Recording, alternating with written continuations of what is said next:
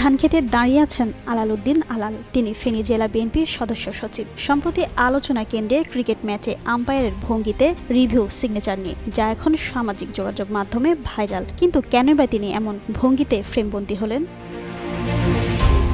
আসন্ন জাতীয় সংসদ নির্বাচনে ফেনী ২ আসনে বিএনপির মনোনয়ন প্রত্যাশী ছিলেন আলাল। কিন্তু গত ৩ নভেম্বর বিএনপির মহাসচিব সম্ভাব্য সংসদ সদস্য প্রার্থী তালিকা ঘোষণা করেছেন। এতে তার নাম ছিল না। মনোনয়ন দৌড়ে হেরে যান এই নেতা। প্রতিবাদ স্বরূপ নতুন করে মনোনয়ন পুনর্বিবেচনার জন্য দলের হাইকমান্ডের দৃষ্টি আকর্ষণে রিভিউ সিগনেচার দেন। রান্নায় আমার ভালোবাসা Jamuna gas stove. Jamuna gas stove, আধুনিক, নিরাপদ ও দীর্ঘস্থায়ী। এদিকে ব্যতিক্রমী প্রতিবাদের সেই মুহূর্ত সামাজিক যোগাযোগ মাধ্যম ফেসবুকে ছবি পোস্ট করে ক্যাপশনে আলাল উদ্দিন লিখেছেন নো ক্যাপশন। মুহূর্তে ছবিটি ভাইরাল হয়ে যায়। এ বিষয়ে আলাল জানান, আগামী প্রজন্ম জানতে পারবে তাদের প্রতিবাদের ভাষা ভিন্ন হলেও এটি দেশের মানুষ গ্রহণ করেছে।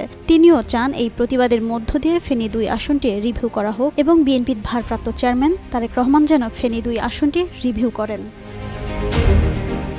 এদিকে আলালের ঘনিষ্ঠজনরা বলছেন, আওয়ামী সরকারের আমলে আলাল দলের সদস্য সচিব হিসেবে দলের যাবতীয় আদেশ নির্দেশ বাস্তবায়ন করেছেন। এছাড়া তিনি বহু হামলা মামলার শিকার হয়েছেন। এতে মনোনয়ন তার প্রাপ্য ছিল। যেখানে বিএনপির মনোনয়ন বঞ্চিত হয়ে অনেকে বিক্ষুব্ধ হয়ে সড়ক অবরোধ সহ নানা কর্মসূচি দিচ্ছেন, সেখানে আলালের এমন শান্তিপূর্ণ প্রতিবাদ প্রশংসার দাবি রাখে। জিনাত আরা ঋতু, যুগান্ত নিউজ।